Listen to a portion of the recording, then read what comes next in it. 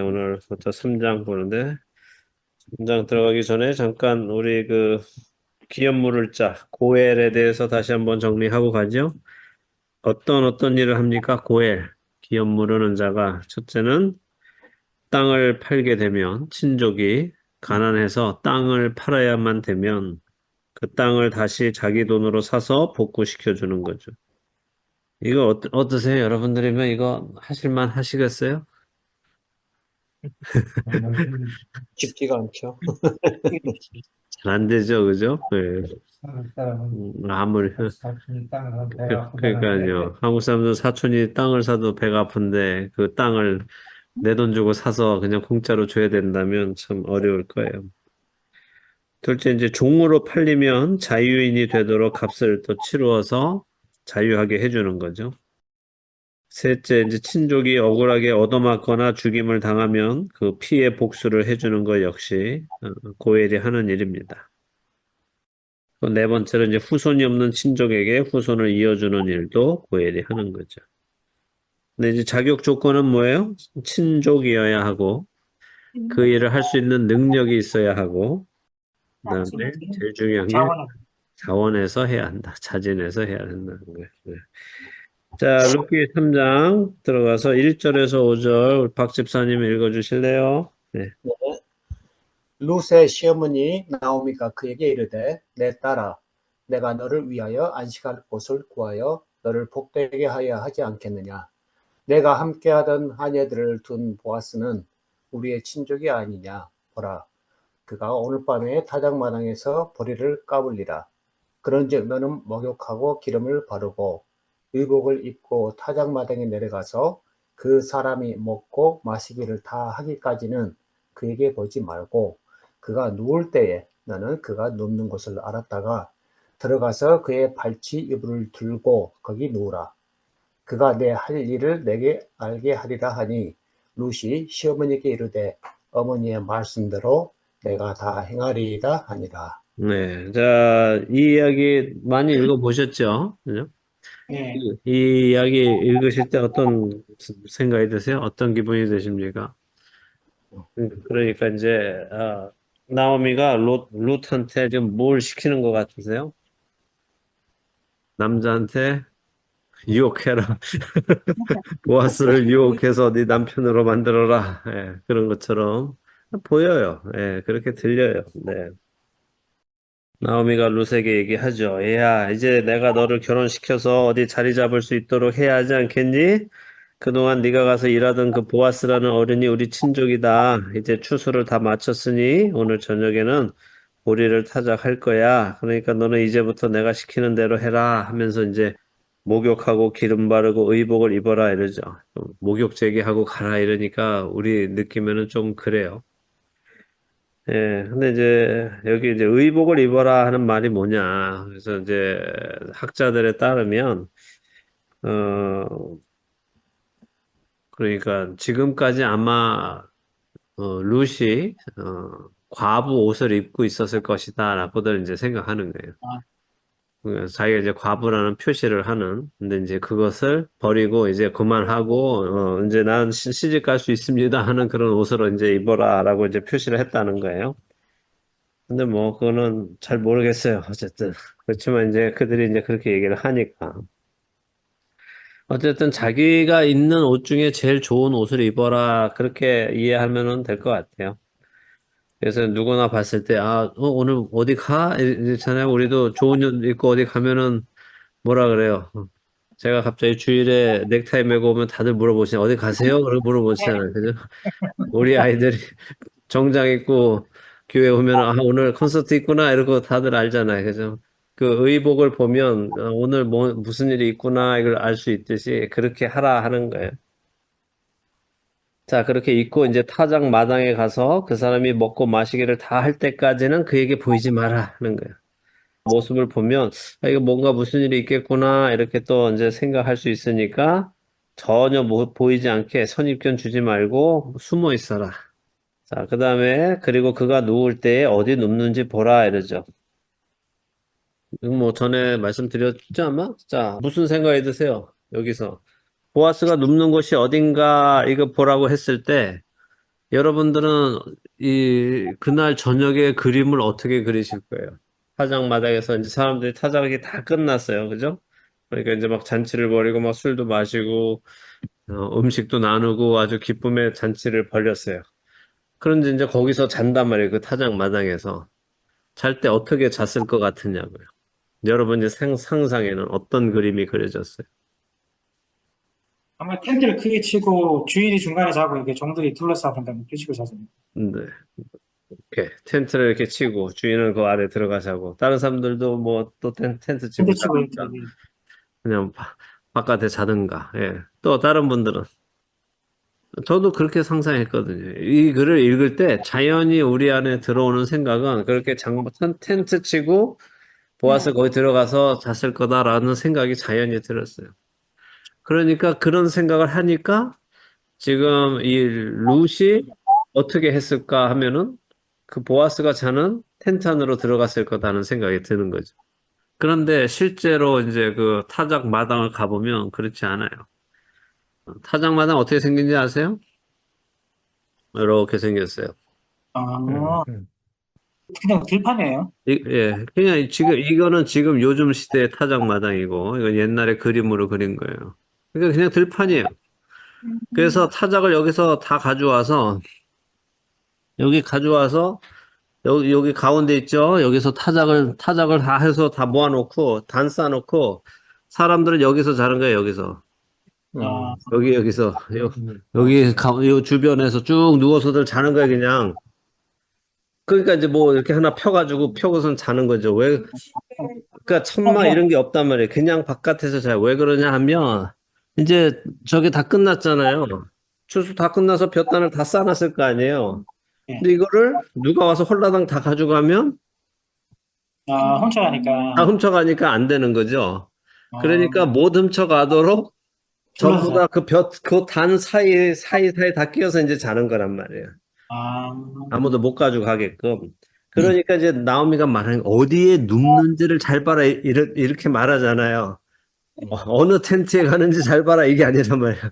어디에 눕는지 지금 이제 불도 없는 전기도 없는 때니까 어디 눕는지 잘 봤다가 사람들 다 잠들면 그때 가라는 거죠. 그러니까 사람들도 많고 막 잔치하고 떠들썩하고 하니까 보아스는 그냥 이렇게 있을 테니까 나오면은 잘 단장을 하고 저기 안 보이는 쪽에 잘 있다가 이제 계속 보아스를 주시하고 사람들 이제 다 누워서 자기 시작할 때 보아스가 어디쯤 눕는지를 잘 보았다가 이제 너는 거기 가서 어떻게 하라고요? 발치 이불을 들고 누워라. 그러면 그 후의 일은 그가 알아서 할 거다 이러죠.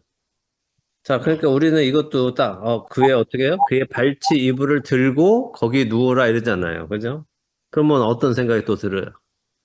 발치 이불을 들고 거기에 들어가서 누워라 이렇게 생각이 들잖아요. 그죠? 근데 그게 또 아니란 말이에요. 그럼 나 다음에 넘어가서 이야기하고. 어쨌든 이제 그렇게 하자, 그렇게 해라 그랬더니 루시 시어머니가 알겠습니다. 제가 그렇게 할게요 합니다. 근데 우리가 이제 우리 생각에, 우리 문화 안에서 보면 이거 좀, 나오미가 좀 너무, 어, 그렇지 않나? 이 며느리를 그냥 막 이렇게 억지로 시집 보내려고 하는 거 아닌가 하는 생각이 들죠? 근데 이게 그렇지 않아요. 이게 그동안 그런 생각이 든 건 우리가 죄인이라서 죄인의 입장에서 보니까 이제 그런 생각이 드는 건데, 진짜 지금 나오미가 하는 이 일은 아주 현명한 일을 하고 있는 거예요. 자, 룻과 지금 나오미와 룻이 여기 들어와서 보아스를 만나고 보아스와 이렇게 보아스의 은혜를 받고 한 게 시간이 어느 정도 된 거예요? 그 40, 50일 정도 된 거죠. 그죠? 50주, 50일, 그죠? 50일 됐다 그랬죠? 그러니까 우리가 그냥 그거 생각 안 하고 오리 추수할 때 들어와서 지금 밀 추수가 다 끝났다 이걸 우리가 생각 안 하고 그냥 생각하면은 마치 뭐 한 일주일 정도 지난 것 같이 그렇게 생각이 든단 말이죠. 근데 일주일 만에 이제 막, 야, 공격을 해. 보아스를 가서 그냥 꼬셔가지고 시집을 가. 뭐 이렇게 하는 것처럼 느껴지는데 그게 아니라 벌써 꽤 오랜 시간, 50일, 일주일이 벌써 7번 이상이 지났으니까 나오미는 자기가 여기에 처음 들어왔을 때 룻이 다음날 나가서 볕단 거기 가서 곡식을 주워 왔을 때 이미 보아스라는 사람이 은혜를 베푼 걸 알았고 이 보아스가 우리 집안에 기업을 물을 자라는 걸 알았잖아요. 그러니까 그때부터 뭘 기대했겠어요? 이 사람이 우리 집안에 기업을 물어줄 거다를 기대하고 있었죠. 그랬는데 지금 이게 하루 이틀, 일주일, 이주일, 삼주일, 사주일 지나도 아무 소식이 없는 거예요. 계속 은혜는 받고는 있지만 기업을 물어줘야 되는 이게 그 오퍼가 지금 자, 세 번째 중요한 게 뭐예요? 자원해서 해야 되는데 친족이니까 자격이 됐고 그만한 능력이 있으니까 자격이 됐는데 세 번째가 자원해서 해줘야 되는데 지금 보아스가 자원해서 그걸 하겠다는 얘기를 안 하니까 지금 벌써 7주를 기다렸잖아요. 50일을 기다렸는데 아무 소식이 없고 이제 밀타작이 끝났으면 어떻게 돼요? 더 이상 어디 가서 이거 주워 올 수 있는 그 그렇죠. 기회가 없으니까 오늘이 아니면 이제 자기네 삶은 이제 지금 주워온 거 먹고 끝나버린단 말이죠. 그러니까 어떻게든 이제는 결판을 내야 된다. 저분이 왜 우리 기업 물을 자이면서도 기업 물러주겠다고 분명히 해줄 것 같이 그렇게 은혜를 베풀어 주면 분명히 해주실 분인데 왜 안 해주고 있을까? 그 의견을 가서 물어보라는 거예요, 지금. 그것을 이렇게 단장하고 가서 보면은 그분이 네가 할 일을 알려줄 것이다라고 말해주는 건 그분이 어떤 생각을 가지고 있는지를 알려줄 거라는 거죠. 그러니까 대놓고 물어보는 게 아니라 이런 식으로 지금 물어보게 하는 거예요. 자, 보통 이제 랍비들은 전통적으로 지금 룻의 나이가 한 40세라고 생각해요. 그리고 보아스는 80세라고 생각해요. 그러니까 이제 나이 차이가 40년 난단 말이에요. 그래서 이제 왜 보아스가 은혜를 베풀면서도 자기가 자원해서 내가 고엘이 되겠다, 기업 물을 자가 되겠다라고 하지 않았는가라고 할 때 자기가 나이가 많으니까 정말 나이 많은 사람이 자기 재력이나 권력을 이용해서 젊은 여자를 아내로 맞은 것처럼 될 것 같으니까 그리고 더 젊은 사람이 결혼을 하는 것이 좋다고 생각하니까 본인이 나서지 않은 거죠. 자신은 다 은혜를 베풀면서도 자신이 그 일을 하겠다고 선뜻 나서지는 않는 거죠. 어쨌든 이제 나오미 말대로 네가 이렇게 가서 이불을 들고 누우면 이게 그 사람은 무슨 의미인지 알기 때문에 당신이 우리 기업 물을 자예요. 우리는 당신이 우리의 고엘이 돼주기를 바랍니다. 당신만 괜찮으시면 그렇게 해주세요라고 신호하는 거라는 거죠. 그러면 보아스가 자신이 고엘을 할 거면 내가 할게 할 거고 그러니까 어떻게 하라라고 지시를 할 거고 만일 자신이 고해를 할 생각이 없으면 미안해 나는 못하겠어 라고 말을 할 테니까 네가 그 다음에 할 일을 알게 될 거야 이렇게 말하는 거예요. 그러니까 룻이 알겠습니다. 제가 그렇게 해서 그분의 의중을 알아올게요 하는 겁니다. 자 이제 다음으로 가서요. 6절에서 9절 현우 집사님 읽어주세요. 예. 그가 타작마당으로 내려가서 시어머니의 명령대로 다 하니라. 보아스가 먹고 마시고 마음이 즐거워 가서 곡식단 더미의 끝에 눕는지라. 룻이 가만히 가서 그 발치 이불을 들고 거기 누웠더라. 밤중에 그가 놀라 몸을 돌이켜본즉 한 여인이 자기 발치에 누워 있는지라. 이르되 내가 누구냐 하니 대답하되 나는 당신의 여종 루시온이 당신의 옷자락을 펴 당신의 여종을 덮으소서. 이는 당신이 기업 물을 자가 됨이니이다 하니. 네. 자, 룻이 시어머니가 시킨 대로 다 했다고 하죠. 어떻게 다 했는지를 하나하나 설명하는데 보아스가 먹고 마시고 이제 마음이 즐거웠습니다. 그동안 사사 시대니까 사람들이 하나님의 말씀에 불순종해서 지금까지 어떻게 됐어요? 하나님의 징계가 있었죠. 흉년이 있었는데 지금 이제 풍년이 왔어요. 하나님이 회복시켜 주시는 때니까 얼마나 기쁘겠어요? 그리고 하나님께서 이렇게 평안을 허락해 주시고 곡식도 얻게 해주시니 정말 기뻐서 잘 즐겼을 겁니다. 그렇게 즐거운 마음으로 곡식 단더미 끝에 누웠습니다. 룻은 어디에 눕는지 잘 보고 있다가 가서 그의 발치 이불을 들고 거기 누웠다 이렇게 돼 있죠. 그러니까 이불 속으로 들어간 게 아니라 어떻게 된 거라고요? 보아스가 덮고 있는 발을 이렇게 젖힌 거란 말이에요. 그러면 그 동네에 이제 밤에는 또 날씨가 춥잖아요. 쌀쌀하잖아요. 그죠?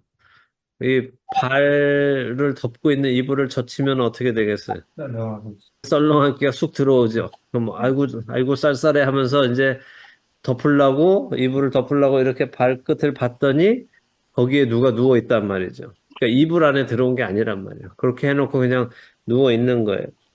그랬더니 누구냐? 깜짝 놀라가지고 이제 깼죠. 여기 8절에 보면은 이제 놀라서 깼다라는 말은 하라드인데 이게 이제 흔들리다, 떨다, 깜짝 놀라다, 공포에 두려워하다 하는 의미예요. 그래서 어떤 랍비들은 보아스가 악몽을 꿔서 깜짝 놀라서 깼다 이렇게 이제 해석하기도 하는데 지금 이렇게 보면은 루시 그 이불을 들고 발을 내놓으니까 추워가지고 추운 기가 올라와서 이렇게 아이고 추워 하면서 이렇게 떨면서 일어나지 않았을까 하는 생각이 듭니다. 어쨌든 보아스가 발 근처가 으스스하니까 깨어서 이불이 왜 젖혀졌나 하면서 봤더니 웬 여자가 거기 누워 있는 걸 보고 깜짝 놀랬죠. 그래서 누구냐라고 물었더니 루시 뭐라고 해요? 당신의 여종 루시입니다. 그동안 이삭 주워왔던 그 사람이에요 하면서 당신의 옷자락을 펴서 당신의 여종을 덮으소서라고 말합니다. 자, 이건 히브리 표현으로는 나는 당신과 결혼할 수 있습니다. 청혼을 합니다. 라고 말하는 거예요. 그리고 제가 이렇게 당신에게 청혼하는 이유는 당신이 우리 집안의 기업 물을 자이기 때문에 그렇습니다. 하는 거죠. 그러니까 당신의 옷자락을 펴서 나를 덮으세요. 이 말의 의미가 뭐라고요? 청혼. 예, 청혼하는 거예요. 우리가 한국말로 하면 어떻게 하겠어요? 국수를 먹여주세요. 이렇게 하는 거랑 똑같은 말이란 말이에요. 자, 그래서 이제 청혼을 하는 겁니다. 그러니까 이제 보아스가 어떻게 반응하는지 10절에서 13절 강용기 집사님 읽어주세요. 그가 이르되 내 딸아 여호와께서 내게 복 주시기를 원하노라. 내가 가난하건 부하건 젊은 자를 따르지 아니하였으니 내가 베푼 인애가 천보다 나중이 더하도다. 그리고 이제 내 딸아 두려워하지 말라. 내가 내 말한 대로 내게 다 행하리라. 내가 현숙한 여자인 줄을 나의 성읍 백성들이 다 아느니라. 참으로 나는 기업을 물을 자이나 기업 물을 자로서 나보다 더 가까운 사람이 있으니 이 밤에 여기서 머무르라. 아침에 그가 기업 물을 자의 책임을 내게 이행하려 하면 좋으니 그가 그 기업 물을 자의 책임을 행할 것이라. 만일 그가 기업 물을 자의 책임을 내게 이행하기를 기뻐하지 아니하면 여호와께서 살아계심을 두고 맹세하노니 내가 기업 물을 자의 책임을 내게 이행하리라. 아침까지 누워 있을지라 하는지라. 예, 자, 룻의 청혼을 들은 보아스가 내 딸아 여호와께서 내게 복 주시기를 원한다 이렇게 하는 거죠. 자, 내 딸아 이 말은 전에도 말씀드렸지만 보아스와 룻의 나이 차이가 아버지와 딸 정도의 나이 차이가 된다는 얘기입니다.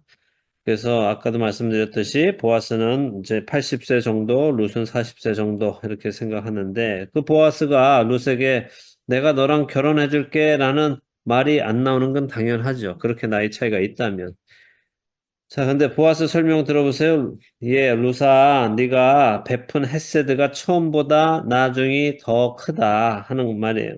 그게 무슨 말인가 하면 네가 네 시어머니 나오미를 위해서 너 나라와 너 민족과 다 버리고 고향 다 버리고 이곳까지 왔으니 그게 큰 은혜인데 지금 너에게 요구되지 않은 일을 한 거잖아요. 시어머니가 가라고 했는데도 안 가고 지금 시어머니 따라서 여기까지 왔으니까 이것만도 너 은혜인데 지금 남편이 죽을 때까지 잘한 것만으로도 충분했는데 남편이 죽고 나서도 시어머니한테 또 그것을 넘어서 해야 할 도리를 넘어서 계속해서 하는 게 큰 은혜인데 자, 이렇게 시어머니하고 여기 와서 살고 지금까지 이렇게 곡식 주워다가 시어머니 먹이면서 큰 은혜를 베풀었는데 여기서 그치지 않고 네가 나 같은 사람한테 시집 오겠다고 생각하는 이것은 더 큰 은혜를 너 시어머니 집안, 너 남편의 집안에게 베풀려고 하는 거다라고 말하는 거예요.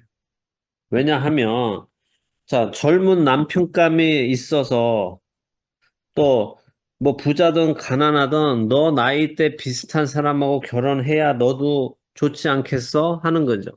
충분히 그럴 만하죠.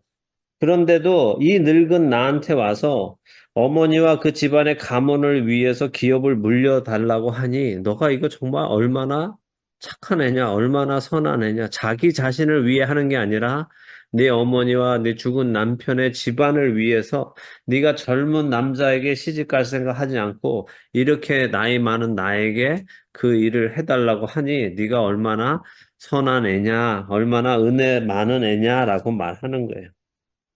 참, 너 마음씨 곱구나. 젊은 여자, 어떤 젊은 여자가 가문을 위해서 이렇게 늙은 사람한테 스스로 시집을 오려고 하겠느냐 하는 거죠. 자, 원어상으로 보면 여기 가난하건 부하건 젊은 자를 이게 복수예요. 여기 보시면은. 그냥 보아스가 아유, 젊은 애들도 있는데 나한테 오냐? 이렇게 말하는 게 아니라 실제로 젊은 사람들한테 그 젊은 사람들 중에 부한 사람도 있고 가난한 사람들도 있었는데 또한 실제로 룻에게 청혼한 사람들이 있었다는 말이에요. 그것을 지금 보아스가 알고 있다는 거예요. 이미 그 동네에서 소문이 다 터져서 누가 룻에게 지금 청혼을 했다 하는 얘기가 다 나온 거죠. 근데 룻이 그 청혼을 다 어떻게 한 거예요? 거절했다는 거예요. 그게 10절의 말이에요. 네가 가난하건 부하건 젊은 자를 따르지 아니하였으니 이 말은 누군가 지금 이 가난한 젊은 애도 있었고 부한 젊은 애들도 있었고 얘네들이 와서 룻에게 청혼을 했었다는 거죠. 그런데 룻이 그걸 다 거절하고 나 같은 늙은 사람한테 지금 청혼을 한다는 얘기입니다. 그래서 보아스가 얘야 내 딸아 너는 걔네들 중 누구와 결혼해도 됐을 텐데 그걸 거절하고 너 집안을 위해서 나와 결혼을 하려고 하다니 참 좀 숭고하다. 칭찬하는 겁니다. 그래서 하나님께서 너같이 심성이 고운 사람한테 복 주셔야 돼라고 축복하는 겁니다. 그리고 11절에 계속해서 룻에 대해서 설명합니다. 너는 현숙한 여자다. 지금껏 이 남자 저 남자가 너한테 찝적대고 결혼하자고 했어도 네가 반응하지 않고 어머니를 위해서 또 내 남편의 가문을 위해서 정숙하게 살았다는 거 지금 이 베들레헴 사람들 다 안다. 우리 동네 사람들 다 알아. 또 내 남편의 가문을 위해서 정숙하게 살았다는 거 사람들이 다 안다. 그러니까 지난 이 2달 동안 성경에는 안 써 있지만 하여간 처음에 들어올 때부터 온 동네가 막 소란스러웠잖아요. 소동스러웠잖아요. 근데 그 지난 2달 동안 하여간 동네 최진사 때 최진사, 쇠살 이것처럼 누구도 와서 그냥 맞고 돌아가고 막 그런 거 같이 다들 와서 동네에서 젊은 남자들 결혼하는 남자들이 와서 다 찝쩍거렸다는 거예요. 그런데 다 노했다는 거죠. 그래서 이제 보아스가 말하는 겁니다. 그래, 내가 너 말대로 너의 집안의 기업을 물어주겠다. 근데 내가 그렇게 한다고 해도 이제는 사람들이 오해하지 않을 거야. 왜냐하면 네가 그동안 그런 사람이 아니었다는 것을 2달 넘도록 사람들에게 보여줬기 때문이야. 그래서 젊은 네가 돈 보고 늙은 나랑 결혼해서 재산을 탐하던가 욕심 가지고 그렇게 하는 것이 아니라는 것을 사람들은 다 알 거다. 그죠? 실제로 요즘 세상에 그런 뉴스들 많죠. 최근에도 있었어요. 남미에서 20살짜리 남자가 80살짜리 영국 할머니랑 사랑한다고 결혼하는데, 또 아프리카의 20대 남자가 70대 할머니랑 결혼하고, 이게 사랑이냐, 아니냐, 무슨 다른 꿍꿍이가 있냐, 다 사람들이 볼 때 그렇게 보잖아요. 이게 일반적인 결혼이 아니니까. 그죠? 근데 룻하고 보아스도 결혼하면 룻이 저거 이제 돈 보고 늙은 보아스랑 결혼한다라는 사람들도 있을 거고 돈 많은 보아스가 젊은 여자를 꼬셨어라고 사람들이 볼 수도 있고 삐딱하게 충분히 볼 수 있는 그림인데 지금까지 이렇게 오랫동안 기다리면서 정숙한 모습을 보여줬고 보아스도 거룩한 사람으로서 삶을 살았기 때문에 이 둘의 결합이 그런 식으로 보이지 않는다 하는 것을 얘기하고 있는 거예요. 자, 근데 12절에 한 가지 문제가 있어요. 내가 기업 물을 자가 맞기는 맞는데 나보다 순위가 앞선 사람이 한 명 더 있다는 거죠. 더 가까운 친족이 있는 거죠.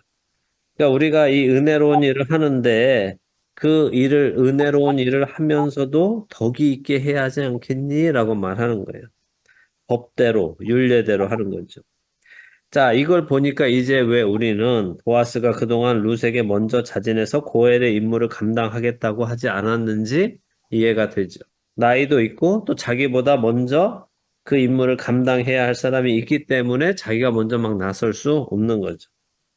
13절에 보아스는 이 밤에 여기서 머물러라. 지금 이 시간에 어디 가면 혹시라도 또 위험할지 모르니 머무른 다음에 아침이 되면 가도록 해라. 나는 더 이상 지체하지 않고 이 일에 대한 해결을 내가 해주도록 할게. 아침에 일어나면 나보다 먼저 순서에 있는 기업 물으겠다고 하는 그 기업 물을 자, 고엘 그 사람한테 내가 찾아가서 물어보고 그 사람이 자기가 기업을 물으겠다고 한다면 그거 좋은 일이다. 그 사람 젊으니까 너 그 사람하고 결혼하면 괜찮아. 그런데 혹시라도 그 사람이 그 일 하기를 기뻐하지 않는다면 내가 하나님 앞에서 맹세하는데 그 일을 내가 이행할게. 그러니까 너하고 내 시어머니는 걱정하지 마라. 너희들 밥 굶어 죽을 일 없다. 둘 중에 하나는 보혜를 해줄 거야. 그러니까 걱정하지 마라 하고 이제 보내는 거죠. 자, 이 논리 정연하고 법을 준수하고 자신의 욕심을 따르지 않는 의로운 보아스의 모습을 봅니다. 우리는 이렇게 아유 그래 하면서 이 정말 법을 어차피 될까 하면서 법을 이렇게 넘어서는 우습게 보는 이렇게 대충 넘어갈 때가 많잖아요. 근데 보아스는 그러지 않는다는 거죠. 이것도 우리가 배워야 할 점입니다. 14절, 15절, 2절 아버지가 읽어주세요.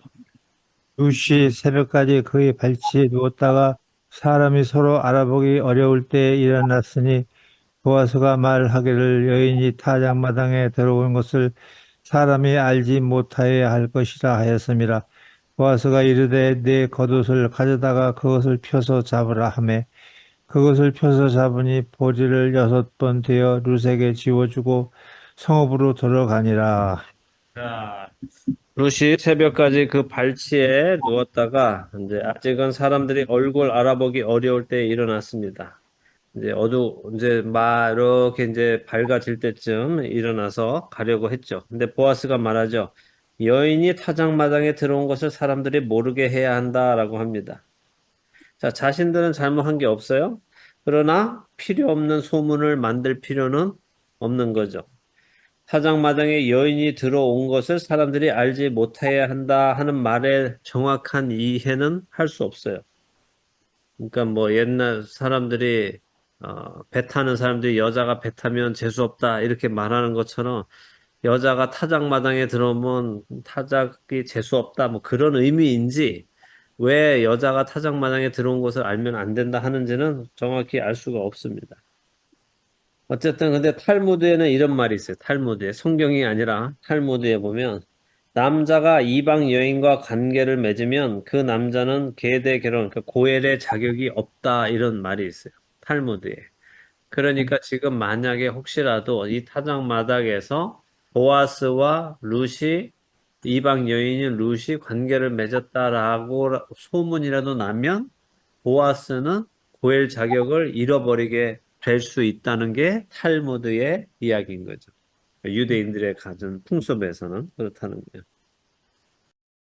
그래서 이방 여인인 룻이 지금 보아스와 있는 것이 발각이 되면 그럴 수 있으니까 그렇게 보는 게 맞을 것 같아요. 어쨌든 보아스는 룻의 겉옷에 보리를 6번 부어줍니다.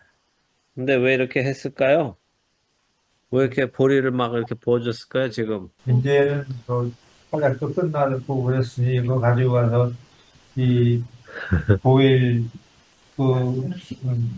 물론 일이 완성될 때까지 가만히 이제 그 집에 있어라 그런 뜻이죠. 가만히 집에 있어라. 오늘 일어나면 내가 바로 가서 해결해 줄 거야 했는데, 그리고 그동안 지금 집에 가져온 것도 곡식 엄청 많단 말이죠. 그러니까 지금 왜 이걸 이렇게 해서 가져가라 하냐면은, 이 새벽에 룻이 걸어가다가 사람들이 볼 때, 쟤 또 웬 여자애가 새벽부터 어딜 갔다 오나라고 할 때, 보리를 이렇게 싸가지고 가면, 아이고, 새벽부터 또 저렇게 부지런하게 또 나가서 저렇게 주워 오는구나, 이렇게 보도록 의심사지 않도록 그렇게 하는 거죠. 난 오히려 더 의심할 것 같습니다. 의심에 좀 훔쳐오나 하고, 새벽부터 훔쳐왔다고 어디 했잖아요. 가서 훔쳐오나 하고. 예. 자, 16절에서 18절 원선 집사님 읽어주실래요? 네. 롯이 시어머니에게 가니 그가 이르되 내 딸아 어떻게 되었느냐 하니 롯이 그 사람이 자기에게 행한 것을 다 알리고 이르되 그가 내게 이 보리를 6번 되어주며 이르기를 빈손으로 내 시어머니에게 가지 말라 하더이다 하니라. 이에 시어머니가 이르되 내 딸아 이 사건이 어떻게 될지 알기까지 앉아 있으라. 그 사람이 오늘 이 일을 성취하기 전에는 쉬지 아니하리라 하니라. 네. 자, 루시 돌아오니까 시어머니가 물어봐요. 뭐라 그래요? 어떻게 됐냐? 어떻게 되었니? 이러죠. 이건 좀, 이게 번역이 원어의 맛을 못 살렸어요. 원어는 이렇게 돼 있어요. 내 딸아, 너는 누구니? 이렇게 물어봐. 음. 네 집. Who are you? 이렇게 물어본다고. 손이 바뀌었냐? 그렇죠. 넌 누구가 된 거니? 보아스의 와이프가 된 거니? 아니니? 이걸 물어보는 거예요. 원어로 보면, 그러니까, 나오미가 위트가 있죠. 그러니까, 내 딸아, 네가 누구냐? 이렇게 물어본다고. 임씨가 돼서 왔냐? 그렇죠. 네, 보아스의 아내냐, 아니냐. 그러니까 어떻게 됐냐, 이제 그거를 그렇게 이제 돌려서 묻는 거죠. 그러니까 이제 룻이 다 이야기해 줍니다. 그리고 17절에 보아스가 시어머니에게 빈손으로 가지 말라고 했습니다 하면서 또 이걸 줬다고 하죠. 그러니까 나오미는 베들레헴 들어왔을 때 1장 21절에 내가 풍족하게 나갔더니 여호와께서 나한테 비어서 돌아오게 하셨다라고 했잖아요.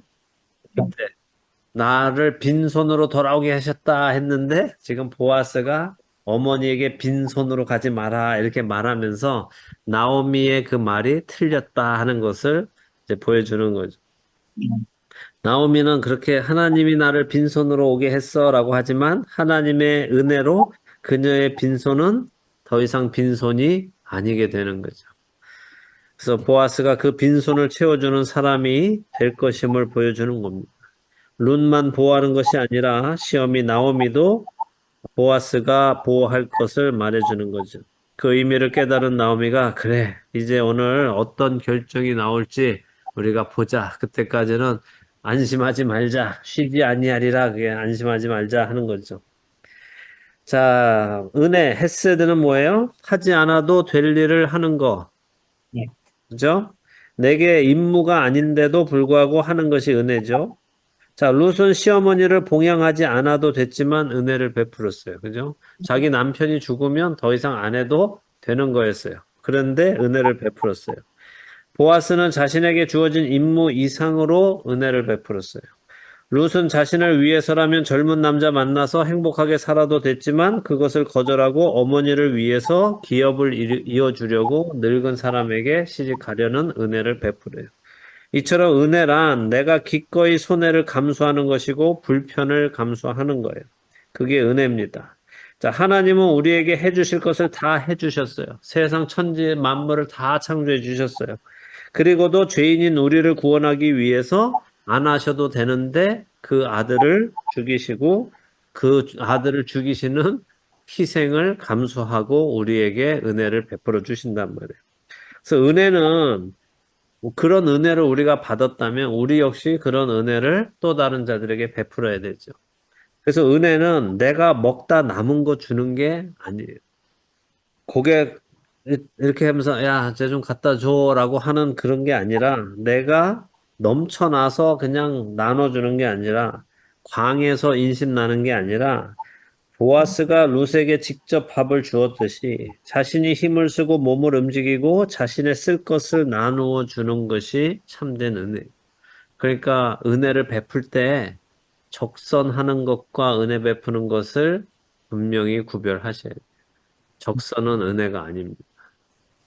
은혜, 하나님이 우리에게 베풀어 주신 은혜를 우리도 다른 사람에게 베풀 때는 내게 요구되는 것 이상을 내가 직접 희생하면서 베풀어야 돼요.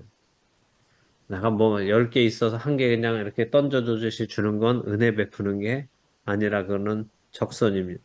적선해주고 은혜 베풀었다고 착각하지 마시고 정말 은혜는 안 줘도 되는데 내가 주는데 내가 하나를 덜 먹고 그 사람을 더 줄 수 있는 게 진짜 은혜예요. 그래서 그런 은혜를 베푸는 여러분들 되시기 바랍니다. 예. 네. 네.